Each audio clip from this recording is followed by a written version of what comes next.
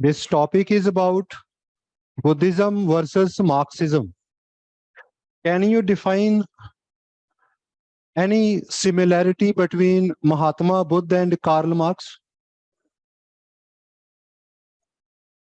Though both are way apart from each other.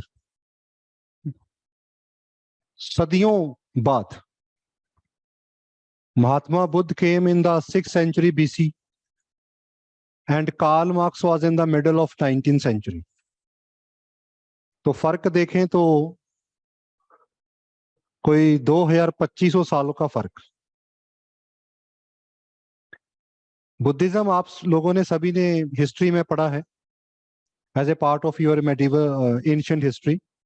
Marks के बारे में भी आप सभी लोग जानते हैं कि मार्क्स कौन था. मार्क्स ने मॉडर्न टाइम में क्या कहा? मार्क्स ने कहा कि ये जो सोसाइटी है, दिस सोसाइटी में एक वो क्लास है जो बहुत मजे से और हर शानो शौकत को बड़े मजे से एंजॉय करती है, और एक वो क्लास है जो तमाम उम्र रोटी के लिए स्ट्रगल करती रहती है. और जो लोग ऐशो आराम कर रहे हैं, those who are enjoying the prime of their life, it is because of the struggle of this class. That is how Marx defined have and have not in the society. And what he proposed कि अगर इस pen को, इस conflict को खत्म करना है तो तरीका क्या है? उसने कहा स्टेट खत्म कर दो. जब स्टेट खत्म हो जाएगी, there will be equality everywhere. और जब सभी तरफ इक्वालिटी आ जाएगी और ये मेरा और तेरे का डिफरेंस खत्म हो जाएगा, there will be no conflict, और किसी को भी जो है कोई किसी का हक लेने की जरूरत पड़ेगी नहीं. That is what the marks said. इसी को लेके आगे सोशलिज्म की आइडियोलॉजी डेवलप हुई. लेकिन इससे भी बहुत सारी चीजें ऐसी थी जो बुद्धा इससे बहुत साल पहले अपने टाइम में कर रहे थे. बुद्ध ने क्या कहा? The whole world is full of sorrow, है ना? And what is the reason of this sorrow? Desire. And how you can finish your sorrow? By giving way your desire. Now desire is what? हमारी Dzire क्या होती है? हमारी इच्छाएं क्या होती हैं? मेरे पास अच्छा बैंक बैलेंस हो, मेरे पास अच्छा घर हो, मेरे पास अच्छी प्रॉपर्टी हो, मेरे पास अच्छी कार हो, मेरे पास अच्छा लाइफस्टाइल हो. This is how we define the desires, है ना? हमारे पास जो होता है हम उसका 10 टाइम बेटर वर्जन अपने पास चाहते हैं. सपोज हमारे पास एक फोन है, 10,000 रुपए का फोन भी वही काम करता है जो 1 लाख का काम करता है. कोई फर्क होता है? सेम आवाज आती है. ऐसे तो नहीं है कि 1 लाख में जो फोन आते हैं उसमें कोई बहुत स्वीट सी आवाज आती है कि वाह यार वाह क्या बात है, इसमें तो कुछ बात ही अलग है. 10,000 फोन वाला वही बात सुनाता है. But as a individual, as a person, what we aspire, I am not happy with this and I want that. This is how the Mahatma Buddha described that this is the end of the, if you will finish this kind of desire, your life will be peaceful, and when your life will be peaceful, the society will be peaceful and there will be no conflict. So there is one common thread between Marx and Buddhism. That is the concept of private property. Marks ने भी कहा कि private property नहीं होनी चाहिए, बुद्ध ने भी इसी तरह से कहा. सो ये जो टॉपिक है, basically this was one essay that has been written by doctor B R Ambedkar, उनके द्वारा लिखा गया था ये। और अगर हम इसे civil services point of view से बात करते हैं, so it is a part of your GS paper 1, यहां पे हमारा हिस्ट्री कल्चर भी आ जाता है, ठीक है। As well as this topic is a part of your paper 4th also, जिसके अंदर आपका एथिक और इंटीग्रिटी का टॉपिक भी आता है। तो दोनों ही सब्जेक्ट को, क्योंकि इसके अंदर फिलॉसफी भी कवर हो रही है और कुछ कल्चरल एस्पेक्ट जो हैं वो भी कवर हो रहे हैं, तो दोनों चीजों को हम इसमें जो है, कुछ चीजें हैं जो हम दोनों में अपना कोरिलेट कर सकते हैं। So now why we are reading this particular topics today, क्योंकि इसका कोर जो रिलेशन है वो भी रिसेंट टाइम में है। December 6 जो है, it is celebrated as a Mahaparinirvan Diwas, जहां death anniversary of doctor B R Ambedkar. Doctor B R Ambedkar का अपनी पूरी लाइफ का उनका एक मिशन रहा है, that the treatment that has been given to untouchable, उसको जो डिस्क्रिमिनेटरी और इनह्यूमन ट्रीटमेंट जो दी जाती थी, उसके खिलाफ उन्होंने सिर्फ आवाज ही नहीं उठाई, उन्होंने बहुत बड़ा स्ट्रगल भी किया। चाहे वो सोशल फ्रंट पे था, चाहे वो पॉलिटिकल फ्रंट पे था। Doctor B R Ambedkar become the voice of those not only 100, not 1,000, but lakhs of peoples who were suppressed, who were exploited, and who were not considered even humans on the parameter of dignity. They were below the dignity of the humanity. उनके लिए doctor B R Ambedkar ने बड़ा लंबा struggle रखा था। 1938 के पास नागपुर में एक इनका कोई सेशन था वहां पे। तो at that time doctor B R Ambedkar ने ये कहा कि I have tried my best efforts, but I have come to conclusion that caste system can not be finish in this society. ये खत्म नहीं हो सकता। It's just like a blood in our body. अगर हमारी ब्लड में infection है तो we can treat the infection. हम इन्फेक्शन को तो किसी तरह से ट्रीट कर सकते हैं, बट ऐसा तो नहीं है कि उसकी बॉडी से पूरा ब्लड ही निकाल दें। तो डॉक्टर बी आर अम्बेडकर ने कहा कि इसका एक जो ऑप्शन रहेगा वो ये होगा कि मैं I am not whether I am born as a Hindu, but I will not die a Hindu, because if I can not improve this thing, तो मैं इसका हिस्सा भी नहीं बनूंगा। और इसी के चलते during his last day, he studied various religion. He studied Islam, he studied Christianity, he studied about Sikhism, he studied about Buddhism. But Buddhism appealed him more, and because of the simple teaching and some practical principality जो Buddhism बात करते थे, और खास करके the way the caste system was rejected there, तो उसके चलते doctor B R Ambedkar he become more inclined toward Buddhism, और इन्होंने बुद्धिज्म को अडॉप्ट किया था। और बुद्धिज्म को अभी इन्हें बुद्धि बने हुए 2 महीने हुए थे, और 6 दिसंबर को 1956 को इनकी डेथ हो जाती है। But he keep his pledge that I will not die a Hindu. So he born a Hindu in the Mahar community, but he died as a Buddhist. So when he become a Buddhist, so normally, on the concept of religion, we normally read in history that Dr. B. R. Ambedkar, he rejected all the major religious scriptures. He burned the Manu Smriti also. And he said that any scriptures, whatever its name, if we talk about untouchability, we don't need to go for it. तो वहां से एक ये feel निकलता है कि शायद जो डॉक्टर बी आर अम्बेडकर थे, he was a anti religion, कि वो रिलीजन के खिलाफ थे, because target was the major Hindu religion जिनको वो रिफॉर्म करना चाहते थे। लेकिन ऐसा नहीं था। डॉक्टर बी आर अम्बेडकर का ये मानना था कि जो बुद्धिज्म है, चाहे जो रिलीजन की अगर हम बात करते हैं, he was not anti religion, but he was a very deeply religious person and a spiritual also. अगर वो एंटी रिलीजन होते, so he can be an atheist, but I don't believe in any religion. But उन्होंने ऐसा नहीं किया. उन्होंने अपने last time के ऊपर उन्होंने क्या कहा कि I am going to converted into Buddhism. So it means जो अंबेडकर थे वो रिलीजन के अगेंस्ट नहीं थे, लेकिन हाँ, रिलीजन के नाम के ऊपर जो डिस्क्रिमिनेटरी या अनडिग्निफाइड प्रैक्टिसेस थी वो उसके अगेंस्ट थे. Now when he came toward Buddhism here, तो उन्होंने एक ऐसे यहां पे लिखा था जिसके अंदर अंबेडकर जो थे उन्होंने बुद्धिज्म और मार्क्सिज्म को कंपेयर किया.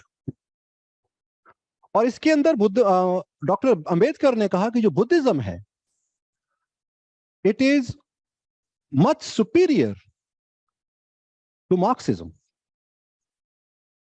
उनसे कहीं ज्यादा बेटर रिफाइन है और मच एक्सपीरियंस वहां पे है.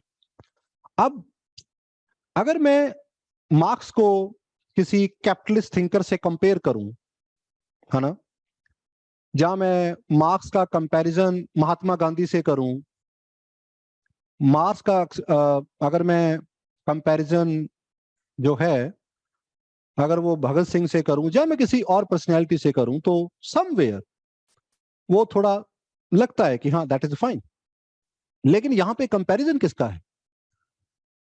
Mahatma Buddha, the founder of Buddhism, a religion, and Marx who say that religion is the opium of masses, जो रिलीजन के बिल्कुल उल्ट था. तो ऐसे में suppose if somebody is a communist, तो यही चीज अम्बेडकर साहब ने भी कही. कहते हैं कि अगर मैं ये बातें किसी कम्युनिस्ट से करूं और उसको कहूं कि what is the similarity between Marx and what is the similarity between Marx and Buddhism, तो he will laugh. Naturally it's quite possible कि how can Marx be compare with a religious personality, the founder of a religion, जबकि Marx तो religion के बिल्कुल इसके against थे. लेकिन अब अंबेडकर साहब ने यहां पे कहा कि अगर मार्क्सिस्ट और एनी ऑफ द कम्युनिस्ट, अगर वो अपने प्रेजुडाइस मतलब जो मैंने धारणा अपने मन में पाल ली है कि if I wear a western style of clothes, then only those people who are wearing the western style of clothes, they are the real civilized and most intellectual person. ये क्या हो गया? This is my prejudice. Now if somebody coming in front of me, मेरे सामने कोई आ रहा है जिसने खादी का बना कपड़ा पहना हुआ है, I will not consider कि इसका ड्रेसअप ही नहीं है. ये क्या हो गया? मेरी खुद की अपनी गलत धारणाएं बने. सो अगर इन प्रेजुडाइस को अलग पे रख दिया जाए, तो अंबेडकर साहब ने कहा कि और अगर बुद्धिज्म को पढ़ा जाए, तो I am sure the Marxist and communist, they will change their attitude toward, not only toward religion but as well as the Buddhism also. अब उन्होंने ये चीज क्यों कही? उन्होंने कहा कि if we go for the similarity between Buddhism and Marxism, तो सिमिलैरिटी कहां पे है? बुद्धा क्या चाहते थे? बुद्ध की जो फिलॉसफी थी, it was highly practical.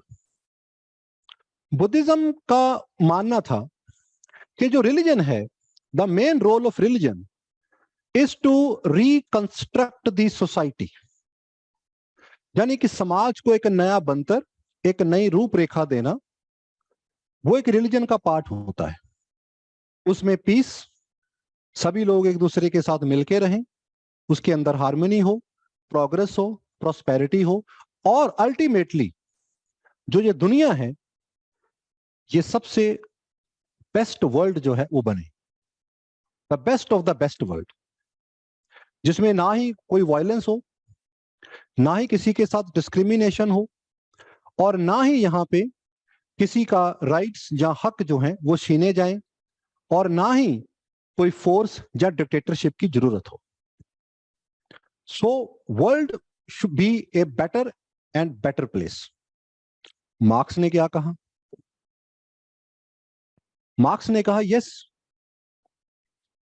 We need to make a better world, क्योंकि ये जो वर्ल्ड है जो आज की वर्ल्ड है, it is divided into two classes, one is have, one is not have not. एक तो आराम से जाता है, सोने चांदी के प्लेट में खाना खा रहा है, दूसरे के पास, बेचारे के पास एक टाइम की रोटी, दूसरी टाइम की रोटी नहीं है, जबकि वो सारा दिन मेहनत करता है। तो this world is not a world that is, जिसे हम जस्टिफाई कर पाए। So what we need to change this world. और इस वर्ल्ड को चेंज कैसे किया जा सकता है? Where the Buddhism set about the role of religion, Marx set the role of philosophy. We need to go for the new philosophy, जिन्हें हम सोशलिज्म या मार्क्सिज्म कह देते हैं। वी हैव टू अंडरस्टैंड कि हिस्ट्री में अभी तक जो हो रहा था वो गलत हो रहा था, क्योंकि एक क्लास ने दूसरी क्लास को अपने बेनिफिट के लिए यूज किया। हमें इस फिलॉसफी को बदलना होगा, हमें एक्सप्लॉइटेड क्लास को आगे लेके आना होगा ताकि सोसाइटी में इक्वालिटी है। So that is one common threat. Mahatma Buddha ने कहा कि if private ownership of property, this is one of the biggest reason for the sorrow in society. Marx ने भी यही कहा कि प्राइवेट प्रॉपर्टी नहीं होनी चाहिए, there should be a common property, जो आजकल सोशलिज्म में होता है कंट्रीज में, कम्यून्स। एग्रीकल्चर लैंड है तो कोऑपरेटिव एग्रीकल्चर होगी, ठीक है। और बुद्ध ने भी यही कहा, बुद्ध ने भी कहा कि yes, the main reason of the today sorrow is the this desire and this private property. और अगर इसको खत्म करना है, we finish the private property, इसको खत्म कर दो। और मार्क्स ने भी यहां पे यही कहा, मार्क्स ने इसको थोड़ा और रंग दे दिया। महात्मा बुद्ध ने एक कॉमन वर्ड यूज किया, उन्होंने बोला कि प्राइवेट प्रॉपर्टी जो है, चाहे वो कोई भी पर्सन है, मैं, आप, कोई भी पर्सन है, हम उस प्राइवेट प्रॉपर्टी का अगर लालच ना करें ज्यादा, और उसका जो यूज है वो ना सिर्फ अपने लिए बल्कि एक कम्युनिटी लेवल के ऊपर करें, तो क्या होगा? World will become a better place. इस फिलॉसफी को महात्मा गांधी ने भी आगे बताया in the form of a trusteeship theory, in the form of principle of Sarvodaya. ये जो रिच क्लास है वो अपने आप को अपनी प्रॉपर्टी का ट्रस्टी मान के चलें, और अपनी इन्वेस्टमेंट और थोड़ा प्रॉफिट निकालने के बाद जो बाकी का पैसा है वो कम्युनिटी के ऊपर, वेलफेयर के ऊपर स्पेंड करें। मार्क्स ने क्या कहा? मार्क्स ने कहा कि this ownership of private प्रॉपर्टीशिप, because this ownership private प्रॉपर्टीशिप जो है, it is in the hand of few people, थोड़ी सी क्लासेस के पास है ये, और वो क्या करते हैं, इसका यूज करते हैं दूसरी क्लास को एक्सप्लॉइट करने के। सो that is why finish the private property, इसको खत्म कर दो। You abolish the private property, you abolish the exploitation, and there is a way out here.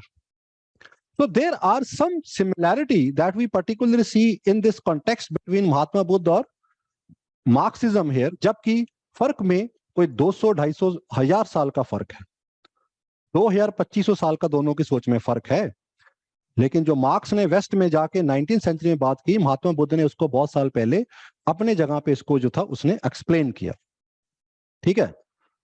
फिर you can look at this picture, ठीक है। if you look at this picture, what do you see? they are the three bhikshu, बच्चे हैं चाहे, but you see the kind of happiness, the kind of contentment that we see on their faces.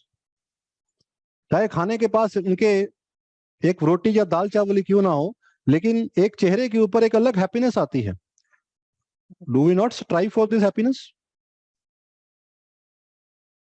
हम नहीं चाहते ये? क्या ये picture वाली हैप्पीनेस हमारे में आती है? हम तो 3 टाइम खाना खाते हैं, इससे बेटर खाते हैं। तो फिर ये जो एक प्रॉस्पेरिटी है, जो सेंस ऑफ प्रॉस्पेरिटी, जो फीलिंग है, वो हमें क्यों नहीं आती है? 3-4 डिश खाने के बाद भी वी डोंट फील। उसके बाद हम क्या बोल देते हैं कई बार, यार आज ज्यादा खा लिया यार, आज थोड़ा पेट ना गड़बड़ हो गई है थोड़ी सी, चलो उसको थोड़ा यार डाइजेस्ट करने के लिए आधा घंटा वॉक पे चलते हैं, है ना। तो लेकिन अंबेडकर ने यहाँ पे कहा कि जिस फिलॉसफी को मार्क्स बताना चाहता था, जो बताया उसने, बुद्धिज्म ने इसको इंप्लीमेंट करवाया। व्हेन ही फॉर्म द संघा, संघा में जो भिक्षु ज्वाइन करते थे, they have a very strict way of life. एक भिक्षु उतना ही खाना मांग सकता था जितनी उसको जरूरत है। अगर उससे ज्यादा उसे खाना मिलता था तो वो अपने साथियों के साथ शेयर करता था। वो जमीन पे, फर्श पे सोता था। उसके पास इतना कपड़ा होता था कि वो अपनी बॉडी को सर्दी गर्मी में थोड़ा बचा सकता था, इसके अलावा उसके पास कुछ नहीं होता था। Nothing any kind of things. So Buddhism has basically implemented these regress tool of communism, जो सदियों बाद जिनकी बात की जाती थी। He talk about discipline. ये डिसिप्लिन के बिना क्या पॉसिबल है? Is it possible to do all these kind of things without controlling the desire?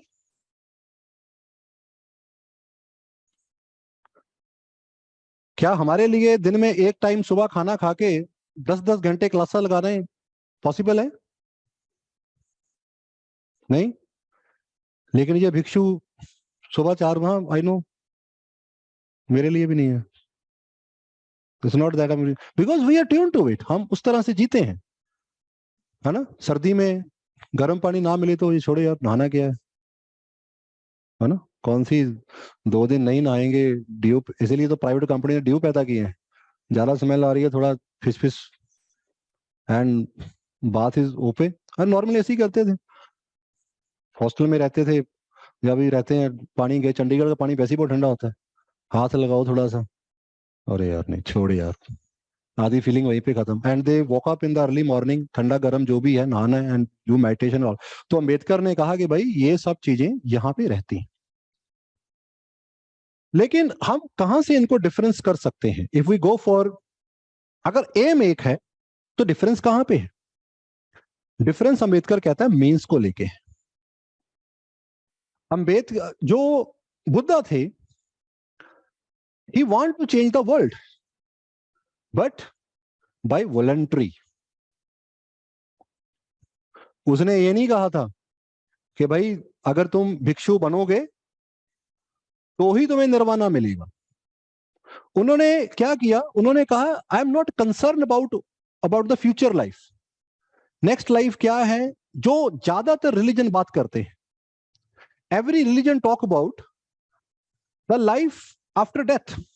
कोई भी रिलीजन की हम बात करें, किसी ने उसे हेवन का नाम दे दिया, किसी ने उसे जन्नत का नाम दे दिया, किसी ने उसे कुछ अलग नाम दे दिया, स्वर्ग का नाम दे दिया। बट देखा किसने? बुद्ध ने क्या कहा? बुद्ध ने कहा my aim is not to strive for the future life. He look at the practical problem of society, और उसने उसी के सोल्यूशन के ऊपर काम किया कि जो हमारी प्रैक्टिकल प्रॉब्लम्स हैं, सोसाइटी की हैं, उसको कैसे ठीक करना है, उसके लिए उसने काम किया। और इसलिए उसने क्या कहा? उसने कहा कि if you want to be free from the sorrow, surrender your desires. जो अपनी डिजायर को कंट्रोल करो, then you will get the better life. इन चीजों को कंट्रोल करो, ठीक है। उसने किसी को फोर्स नहीं किया। लेकिन जब हम मार्क्स को देखते हैं, मार्क्स ने क्या कहा? मार्क्स ने कहा there will be a dictatorship of the proletariat. उसने कहा कि जैसे सोसाइटी 2 हिस्सों में बटी हुई है, एक रिच एक पुअर, हमें क्या करना होगा? हमें रिच क्लास से पावर लेके किसको देनी होगी? पुअर क्लास को। प्रोलेटेरिएट में कौन आ गया? प्रोलेटेरिएट में पीजेंट्स आ गए, वर्कर आ गए, आम लोग आ गए। हमें ये पावर इनसे लेके इसको देनी होगी, फिर ये क्लास इस क्लास को एक्सप्लॉइट करेगी, ठीक है।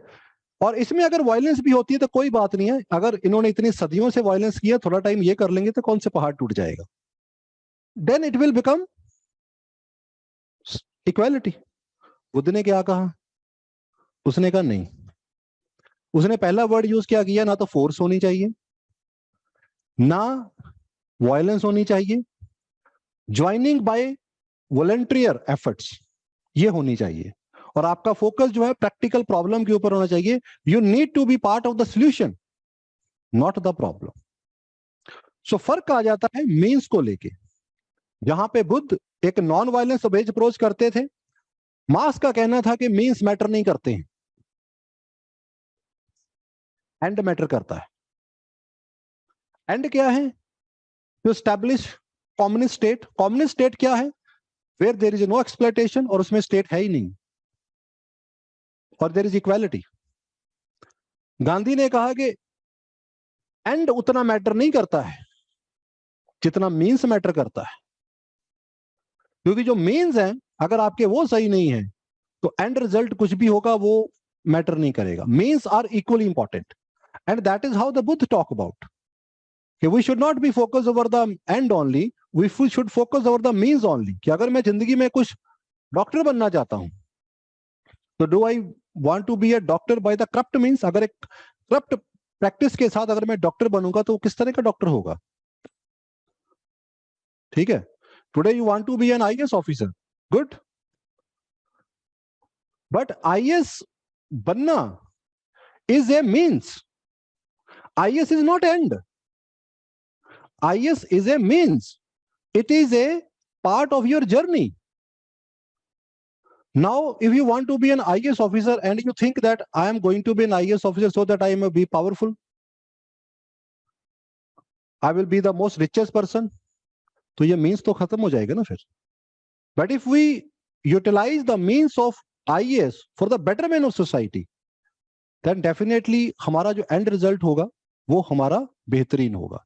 तो फर्क हमें किसमें आता है? फर्क हमें देखने को मिलता है इनके डिफरेंस में, जो इनके चीजें आ जाती हैं। जिस तरह से मार्क्स कहता था कि there will be a communism, there will be a communist state, ठीक है, और ये कहते थे कि उसमें कोई डिक्टेटरशिप नहीं होगी, कुछ नहीं होगा। But Lenin brought revolution Russia, establish a communist state. In every communist state the state is more stronger. Marks कहता था कि जो पार्टी है, जो ऑर्गेनाइजेशन है, when you achieve the purpose of establishing A communist state, जब आपने उसका पर्पस को अचीव कर लिया है तो उसके बाद उसका कोई रहने का कोई जरूरत नहीं है, फिनिश इट। लेकिन कम्युनिस्ट पार्टी, अगर हम रशिया की बात करते हैं या किसी भी मेजर कंट्री में जो कम्युनिस्ट कंट्री है, कम्युनिस्ट पार्टी जो है वो सबसे स्ट्रॉन्गेस्ट हुई है।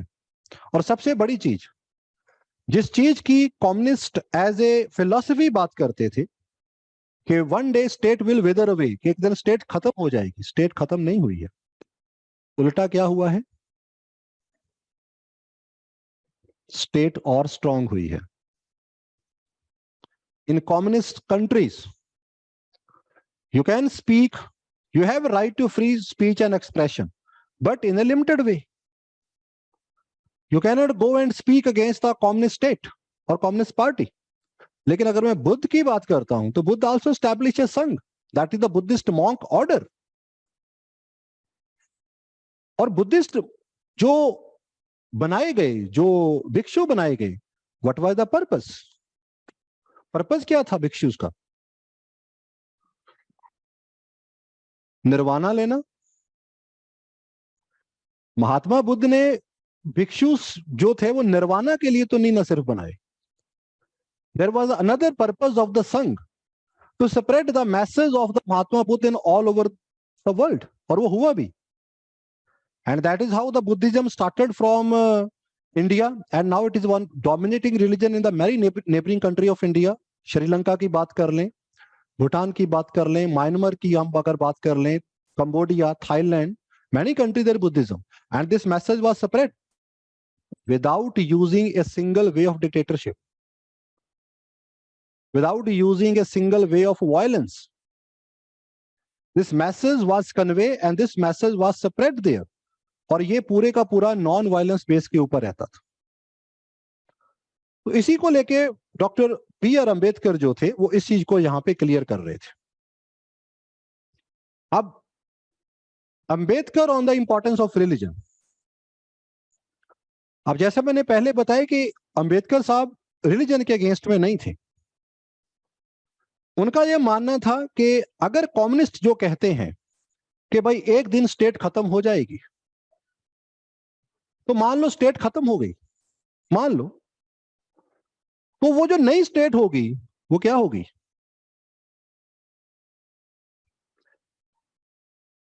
और अगर वो स्टेट स्टेबल नहीं होगी So will it not be anarchy? And can we like to live in a anarchy state? जहां पे मेरी कोई सिक्योरिटी नहीं है, ना मेरी लाइफ की, ना मेरी प्रॉपर्टी की, ना मेरी फ्रीडम की. Can you believe to live in a anarchic state? कोई भी नहीं रह सकता है. Because we love as a humans, we love to live in a society that is more human, that is more peaceful, and where I can ensure the security of my family, myself, my family and my resources.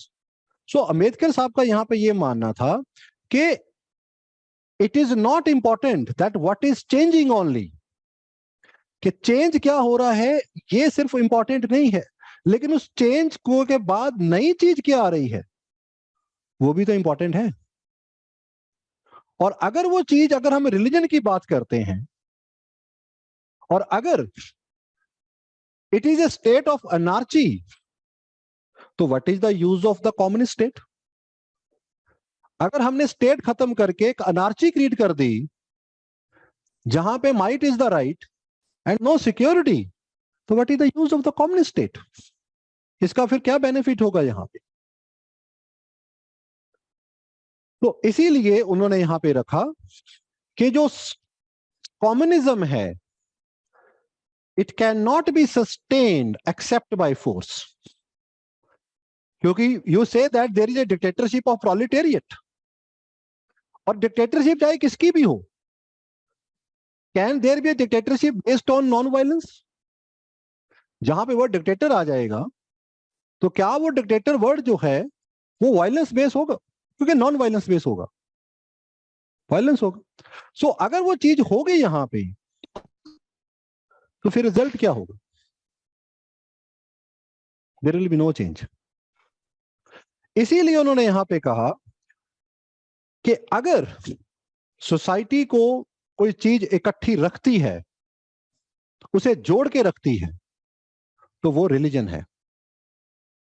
अगर आप religion को withdraw कर लोगे तो वहां पे क्या बचेगा? Only violence. No, why this is? क्यों ये चीज हम कहते हैं कि रिलीजन को अगर विड्रॉ कर लिया जाए तो there will be more violence? Because religion, वो रिलीजन के मल्टीपर्पज रोल होते हैं. एक रिलीजन का वो रोल होता है the way we spend our life, हम अपना जो भी रिलीजन की ट्रेडिशन उसको फॉलो करते हैं, वो एक वो होता है. लेकिन इसके साथ साथ हम चाहे किसी भी धर्म के हों, किसी भी रिलीजन के हों, क्या हमारा धर्म या कोई भी रिलीजन हमें यह सिखाता है कि we don't be a moral right person?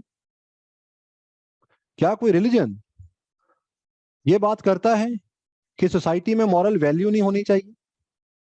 क्या कोई रिलीजन बिना एथिक्स के बात करता है? क्या कोई रिलीजन ये कहता है कि तुम जितना हो सके दूसरे का छीन लो और सब एवरीथिंग इज राइट? कोई रिलीजन बात नहीं करता. सभी रिलीजन एक ही चीज की बात करते हैं कि you should live with truth and you serve the humanity. You serve the humanity, you serve the God. That is how religion is defined. So in this way, what will be more sustainable to society? Suppose there is a communist, suppose there is a revolution, and there is a rise and existence of new state. वो नई state फिर क्या होगी? अगर वो religion base के होगी या मॉरल वैल्यू के ऊपर होगी, तो क्या वो सस्टेन नहीं करेगी? करेगी. और अगर वो सिर्फ बिना मॉरल वैल्यू के या फोर्स या डिक्टेटरशिप की बात करे तो क्या वो सस्टेन करेगी? That is how he concluded here. That is how the Marx, Ambedkar concluded the difference between Marx and all this kind of things. Again he criticise one last paragraph he take way of it with the Buddhism versus Christianity also. In Christianity they say that, चाहे अंबेडकर कहते हैं कि हम अगर Buddhism या Christianity में अगर कोई डिस्टिंक्शन रखते हैं, no that the communist are going to hate both of them, क्योंकि religion is something that is the anathema to communist कि रिलीजन जहां पे आ जाएगा कम्युनिस्ट कहेगा नहीं नहीं बकवास है, खत्म करो। लेकिन अगर क्रिश्चियनिटी में बात करते हैं तो क्रिश्चियनिटी के अंदर भी उन्होंने यहां पे बोला है कि बुद्धिज्म नेवर ग्लोरीफाई पॉवर्टी। उन्होंने ये नहीं कहा कि you have to be a poor to again attain the nirvana. उन्होंने सिर्फ ये कहा कि you have to control your desires and serve your humanity.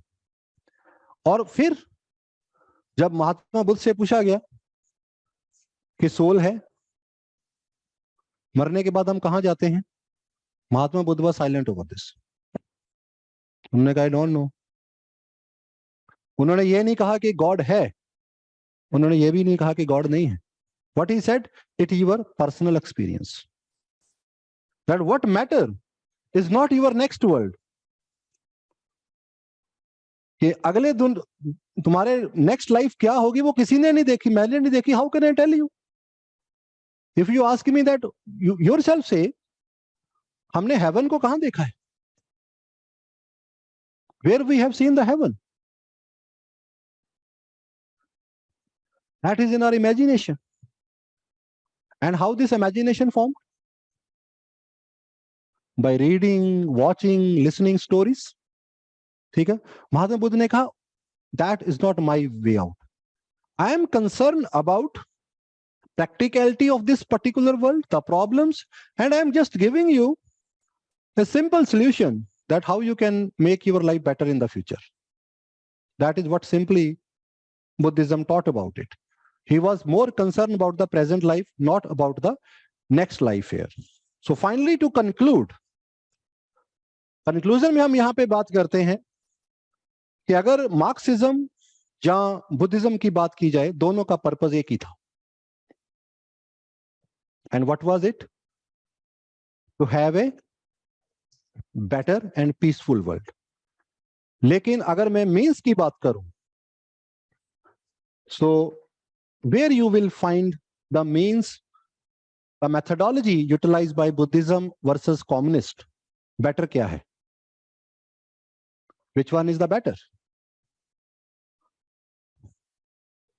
That is what is the Buddhism. ठीक है, what he basically talk about it. ठीक है, so we can say it here कि ठीक है, अंबेडकर साहब ने कहा कि communist dictatorship in Russia, no doubt they have wonderful achievement. उन्होंने एक नई सिस्टम खड़ा किया कैपिटलिज्म के अगेंस्ट, उन्होंने एक नया पॉलिटिकल सिस्टम को उन्होंने यहां पे दिया, और somewhere it established equality also, but equality without fraternity और liberty is useless. Suppose I say you are all equal. ठीक है, you are all equal, but you are all not one.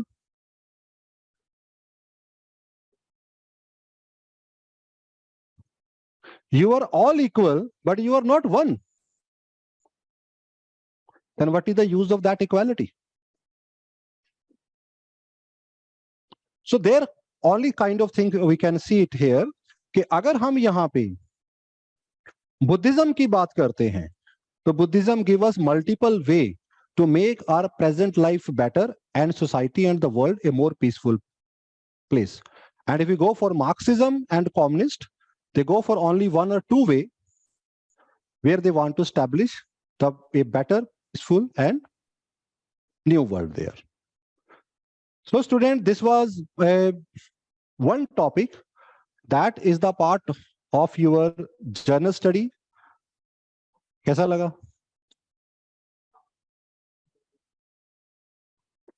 ठीक है? Enjoyed? ठीक है. So these kind of questions normally mains में आपको जब कभी हिस्ट्री के ऊपर जहां इस तरह का कोई टॉपिक आता है या एथिक्स के ऊपर हम बात करते हैं, एथिक एंड इंटीग्रिटी के ऊपर, तो आपको इस तरह का जो फिलॉसफी का पार्ट होता है, अगर वो आपको थोड़ा क्लियर होता है तो you can write the better answer of their.